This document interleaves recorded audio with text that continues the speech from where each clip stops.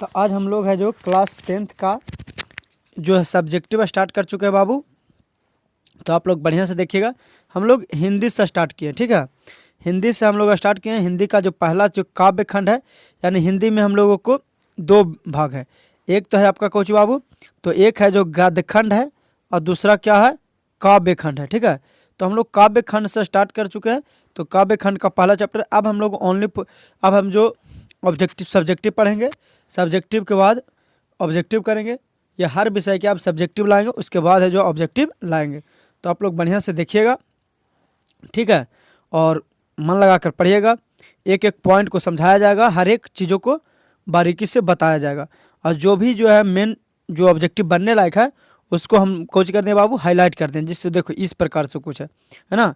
जो भी मेन है उसको कोच कर दिए, हाईलाइट कर दिए, ताकि देखने में क्या लगे, अच्छा लगे। देखो कितना अच्छा से हाईलाइट कर चुके हैं, है ना। तो हम लोग देखने वाले हैं बाबू।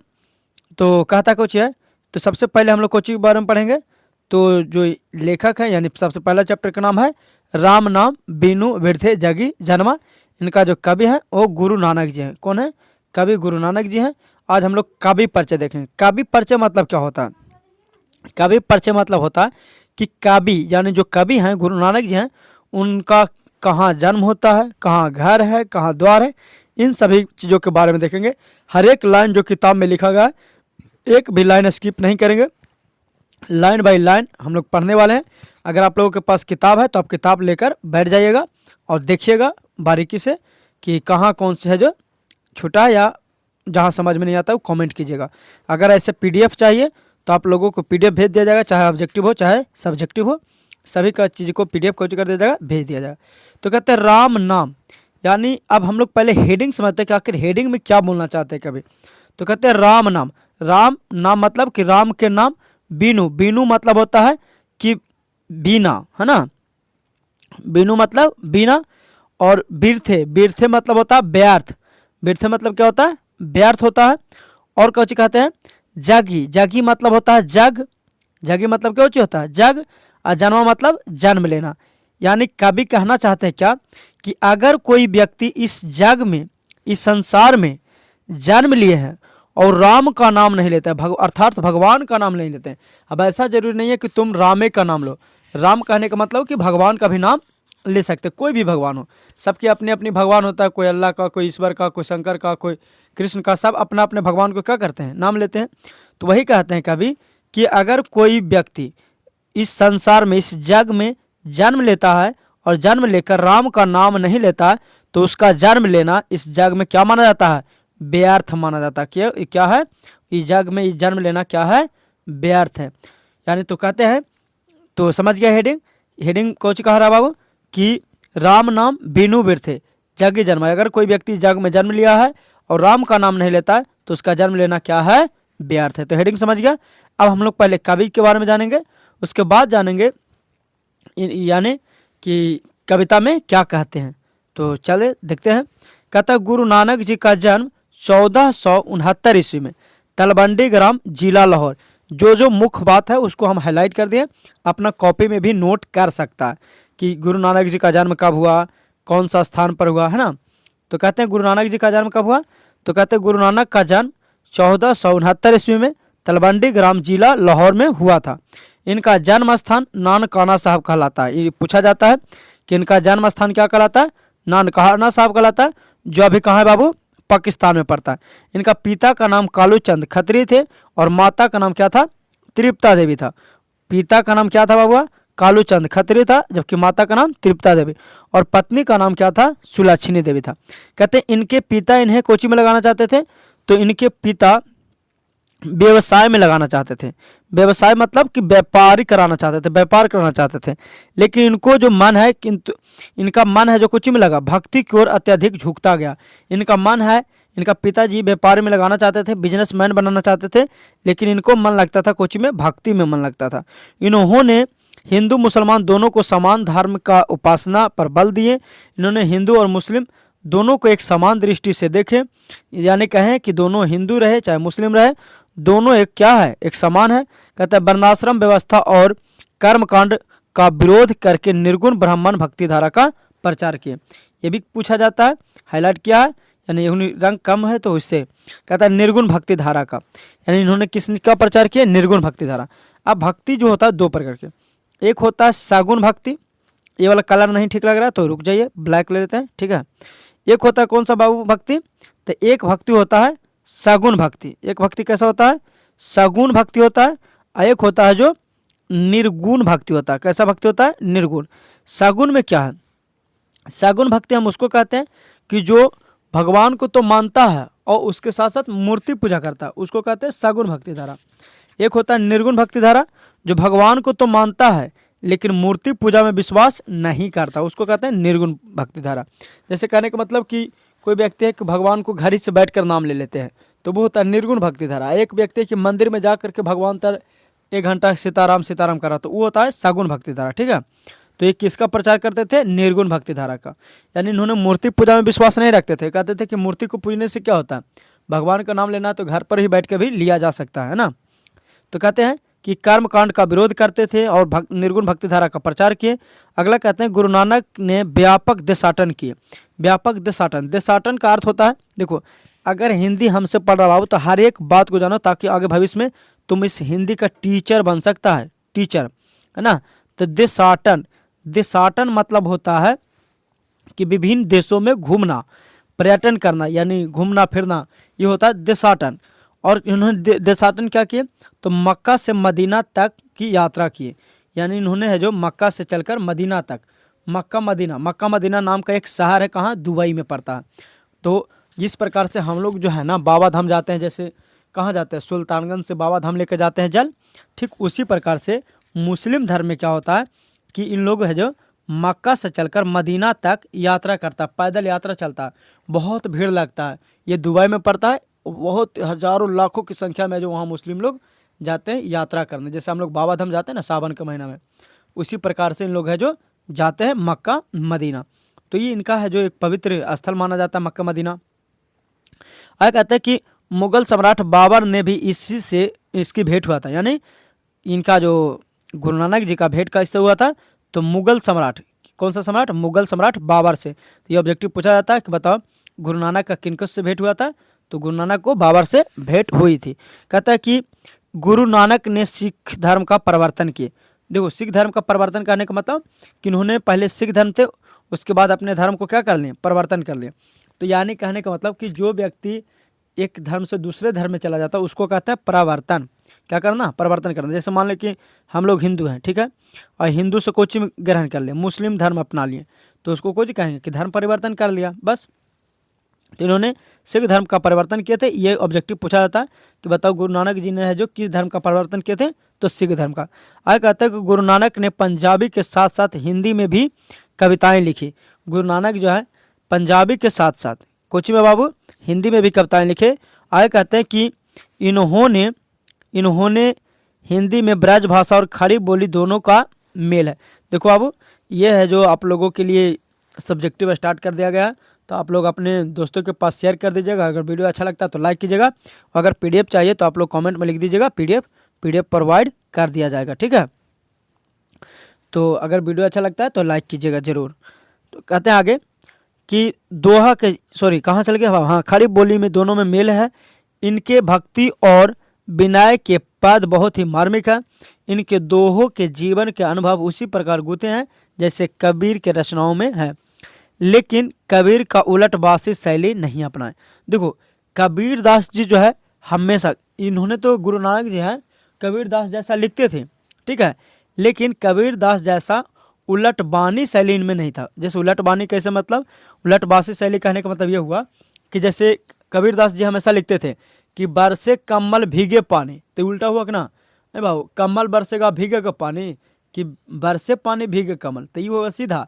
लेकिन जो कबीर दास हमेशा उल्टा लिखते थे कि बरसे कम्बल भीगे पानी, तो वो उलटबासे। तो गुरु नानक जी तो है जो, एक मिनट रुक जा, तो गुरु नानक जी जो हैं वो क्या हुआ कि कबीर दास जैसा तो लिखते हैं लेकिन कबीर दास जी जैसा उल्टा नहीं लिखते हैं, ठीक है। तो वही कहे कि इनमें उलटबासी शैली नहीं अपनाई। कहते इनके उपदेशों के अंतर्गत गुरु के महानत्व, संसार की क्षण भिंगुरता, ब्राह्मण की सर्वशक्ति मता, ये पॉइंट याद रखेगा। कहता है कौची कि अंतः गुरु की महत्व, यानी गुरु नानक जी कहते हैं कि जिंदगी में सबसे महत्व अगर किसी को देना है तो वो है गुरु। गुरु का सबसे ज़्यादा महत्व दो। संसार की क्षण भंगुरता, ये जो संसार है वो क्षण भंगुरता है, मतलब क्षण भर की क्या है, शोभा है। इस संसार में कुछ रखा हुआ नहीं है। संसार में हम लोग आए हैं, क्षण भर में क्या हो जाएंगे, चले जाएंगे। इसलिए यानी कुछ करो, एक उपदेश सीखो, लोगों को मान सम्मान करो। आगे कहते हैं कि ब्राह्मण की सर्वशक्तिमता, और ब्राह्मण यह जो सब कुछ है, नाम जप की महिमा, और इस संसार में कुछ नहीं तो नाम जप की महिमा है। ईश्वर के नाम लेते रहो, ईश्वर के नाम जपते रहो। आगे कहते हैं ईश्वर की सर्वव्यापकता आदि बातें मिलती है। इन्होंने कहते हैं कि ईश्वर की सर्वव्यापकता है, इसकी रचनाएं संग्रह। अब इन्होंने बहुत सारे इनका रचना है। आगे कहते हैं कोची एक जुड़ जा, इनकी रचना क्या है बाबू। उन्होंने कहते हैं कि सिखों के पांचवें गुरु, गुरु अर्जुन देव। याद रखना कि सिखों का पांचवा गुरु कौन है, तो गुरु अर्जुन देव। सन 1604 ईस्वी में उन्होंने एक गुरु ग्रंथ साहिब नाम से एक प्रसिद्ध पुस्तक निकाले थे। यानी सन 1604 ईस्वी में गुरु ग्रंथ साहिब नाम का एक प्रसिद्ध पुस्तक निकाले थे। कौन, सिखों का पांचवा गुरु, गुरु अर्जुन देव। यानी सिखों का टोटल 10 गुरु हुए हैं बाबू, जिसमें पांचवा गुरु कौन है, गुरु अर्जुन देव हैं। आगे कहते हैं कि इन गुरु नानक की रचनाएं, ये ज़्यादा इंपॉर्टेंट है। कहता है कि गुरु नानक की रचनाएं कौन कौन है बाबू, तो जप्पू जी, आशा दीवार, रहीरास, सोहिला, ये 4 है जो इनका बहुत ज़्यादा इम्पॉर्टेंट क्या है, कहानी है। तो कुछ याद रखिए या ना रखिए, ये 4 गो इनकी है जो कविता, जो काव्य संग्रह है वो याद रखना है। जप्पू जी, आशा दीवार, रहीरास, सोहिला। आगे कहते हैं कि सन 1539 ईस्वी में इन्होंने बाह्य गुरु का नाम लेते हुए अपने प्राण को क्या कर दिए, त्याग दिए। यानी कहने का मतलब है कि इनका निधन होता है 1539 ईस्वी में, कोची में बाबुआ। तो इनको बाह्य गुरु कहते हुए अपने प्राण को क्या कर देते हैं, नौछावर कर देते हैं। जैसे जो सिख होता है, आपको पता है ना कि किस धर्म का परिवर्तन किए थे, तो इन्होंने सिख धर्म का परिवर्तन किए थे। किस धर्म का, तो सिख धर्म का परिवर्तन किए थे। तो सिख धर्म का जो मेन गुरु होते हैं उसको कुछ कहते हैं, तो उन्होंने अपने भगवान मानते हैं किसको, बाह्य गुरु को। तो इन्होंने बाह्य गुरु कहते हुए अपने प्राण को क्या कर दिए थे, त्याग दिए थे। ठीक है, अच्छा आगे कहते हैं तो ये इन्होंने है जो बाह्य गुरु का नाम लेते हुए अपने प्राण को त्याग दिए। आगे कहते हैं कि निर्गुण निराकार ईश्वर के उपासक गुरु नानक हिंदी के निर्गुण भक्ति धारा के एक प्रमुख कवि थे। तो जो भी बाबू हाईलाइट किया गया उसको तुम अपनी कॉपी में नोट डाउन कर सकता है। ठीक है, कुछ कहता है कि जो गुरु नानक थे निर्गुण भक्ति धारा के एक प्रमुख कवि थे। इन्होंने पंजाबी मिश्र ब्रज भाषा, यानी पंजाबी मिश्रित ब्रज भाषा रचित इनके पद सरल सच्चे हृदय की भक्ति भावना में डूबे उदागर है। इन 2 पदों में कबीरदास की तरह प्राक सामाजिक विद्रोह भावना भले ही नहीं दिखाई देता है। इन्होंने कहते हैं कि गुरु नानक जी का जो रचना है, गुरु नानक जी का क्या है बाबुआ, रचना है, उसमें भले ही विद्रोह भावना नहीं दिखता हो, लेकिन किंतु धर्म उपासना मिलता है। यानी भले ही समाज में विद्रोह नहीं करते, जैसे बहुत सारे ऐसे कवि हैं जो समाज के लिए एक विद्रोह की भावना रखते हैं, मतलब कि जो समाज में गलत होता है उसको कुछ करते हैं, आवाज़ उठाते हैं। जैसे रामधारी सिद्धिनकर जी हैं, और उसके बाद से कह सकते हैं एक वृक्ष कहते हैं कौन है, कुंवर नारायण जी हैं। वो सभी जो कवि हैं ये सामाजिक कवि हैं। इन्होंने समाज में जो घटना घटता है उसके बारे में क्या करते हैं, लोगों को बताते हैं। लेकिन कहते हैं कि जो गुरु नानक है वो भले ही सामाजिक विद्रोह कवि नहीं है, समाज में जो गलत कामों को भले नहीं विद्रोह करते हैं, लेकिन ये जो धर्म लिखते हैं, ये जो कवि हैं वो कैसा धर्म उपासना कवि है, यानी हमेशा धर्म पर ही लिखने का काम करते हैं। ठीक है, इसीलिए इनको कहा जाता है राम भक्त कवि। कौन कहा जाता है, राम भक्त कवि, यानी किनको भक्त करते थे, राम का। कहते हैं कि धर्म उपासना के कर्म कांड मूल्य के सांप्रदायिक स्वरूप के आलोचना, सांप्रदायिक रूप के आलोचना को सामाजिक मतभेद के स्थान में प्रेम के आधार पर सहज सद्भाव की प्रतिष्ठा दिखाई देता है। कहते हैं कि गुरु नानक के पद वास्तव में प्रेम और भक्ति के प्रभावशाली मधुर गीत है। यानी जो गुरु नानक जी का जो पद था वो प्रेम और भक्ति दिखलाता। ठीक है, आगे कहते हैं कि यहाँ नानक के ऐसे 2 महत्वपूर्ण पद प्रस्तुत है। यानी गुरु नानक जी का 2 महत्वपूर्ण पद है। पहला पद क्या है बाबुआ, तो पहला पद का नाम है राम नाम बिनु बिरथे जगी जन्मा। यानी इसका अर्थ तो बता दें कि बाबू जो व्यक्ति इस जग में जन्म लेता है और राम का नाम नहीं लेता है, राम का नाम नहीं लेता है, तो उसके लिए इस जग में जन्म लेना क्या है, व्यर्थ है ना। और दूसरा पंक्ति जो है बाबू कहता है कि जो नर दुख में दुख नहीं माने, कहता है कि नर मतलब पुरुष, पुरुष वही है जो इस दुख में भी दुख नहीं मानता। वो पुरुष कौन, कैसा पुरुष जो इस दुख में दुख आने पर रोने लगे ढोने लगे, पुरुष को ऐसा नहीं बनाएगा बाबू। पुरुष मतलब कठोरता का प्रतीक, महिला मतलब कोमलता का प्रतीक है ना। इसलिए तो तुम लोग आगे चले पढ़ेगा तो उसमें एक रामधारी से दिनकर जी का पढ़ना है कहानी अर्धनारीश्वर। उसमें कहते कि जो पुरुष में नारी का गुण न हो वो पुरुष अपूर्ण है। ठीक है, तो कहते हैं कि दो महत्वपूर्ण पद प्रस्तुत है। प्रथम पद बाहरी वेशभूषा, पूजा पाठ और कर्म कांड के स्थान पर सरल सच्चे हृदय से राम नाम का कीर्तन पर बल देता है। यानी पहले पद में हम लोग कुछ पढ़ेंगे, पहले पद में वेशभूषा मतलब रहन सहन, कि आज हम लोग का वेशभूषा कैसा। आज के दिखता है साधु के कि दाढ़ी मूछ बढ़ा लेते हैं और कर्म के नाम पर कांड के लिए चलते हैं, जैसे राम रहीम बाबा है ना। तो बहुत सारे ऐसे बाबा हैं जो कर्म के नाम पर कांड कर जाते हैं। तो वेशभूषा, पूजा पाठ, आज जो पूजा पाठ होता है वो एक लोभ के लिए होता है। किसके लिए होता है? लोभ के लिए, अपनी फायदा के लिए, राजनीतिक मुद्दे के लिए। आज मंदिर बनाए, अयोध्या में जाकर देखना मंदिर बना है, लेकिन बनाए है कौन? भाजपा की सरकार।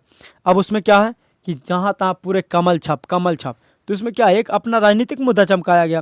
तो वही कहता है पूजा पाठ और कर्म कांड के स्थान पर सरल सच्चे हृदय से राम नाम का कीर्तन पर बल देते हैं। उन्होंने इसीलिए कहते हैं कि तुम वेशभूषा बनाकर पूजा पाठ नहीं किया जा सकता। तुम ऐसा नहीं है कि तुम दाढ़ी बनाओ, बढ़ाओ, मांस मुर्गा छोड़ो, फलना चीज छोड़ो तबे तुम पूजा पाठ कर सकता, ऐसा नहीं है। सच्चे हृदय से पूजा किया जाता है। बस सच्चे हृदय से राम नाम का कीर्तन करो। हे भगवान, जय श्री राम, राधे राधे, जय श्री राधे राधे राधे, ऐसे बोलना है, बस कुछ नहीं करना है। कहते हैं कि क्योंकि उन्हें नाम कीर्तन पर बल देते हैं, क्योंकि नाम कीर्तन से सजी अस्थाई शांति, मतलब कि नाम कीर्तन से ही शांति देखकर व्यक्तियों को दुखमय जीवन को पार पहुंचाता है। यानी राम का नाम लेगा ही, भगवान का नाम लेगा ही, वही जीवन को कौन सी कर सकते हैं? पार लगा सकते हैं। अन्यथा तुम्हारा जीवन इस दुनिया से पार लगने वाला नहीं है। आगे कहते हैं द्वितीय पद में, अब दूसरा पद में कहते हैं सुख दुख एक समान उदासीन रहता है।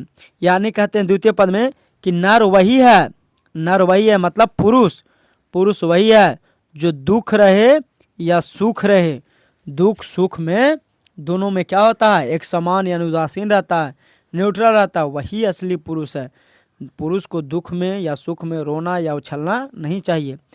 कहते हैं कि ऊपर उठकर अंतःकरण को निर्मलता को हासिल करने की जोर दिया गया है।